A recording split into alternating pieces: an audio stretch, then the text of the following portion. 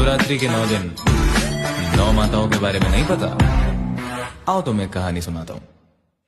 पहला रूप शैलपुत्री सती रूप अवतरित, तृतीय है ब्रह्मचारिणी शिव को जो समर्पित, चंद्रघंटा वो जिनके मस्तक पर चंद्र विराज, कुष्मांडा माँ सब ब्रह्मांड को खुद से उपाजे, स्कंद माता का पंचमी सर्व मोक्ष अंतया, छठवीं माँ कात्यायनी कष्ट रोग सब हरा, काल हरे काल निवारे भूत प्रेत जर कहाँ है, भय से भी मुक्त सदा हो काल रात्रि जहाँ पे, श्वेत वस्त्र महागौरी अष्टमी को विराजे, सिद्धिदात्री हो नवमी हाथ चक्र वो साजे दोनों।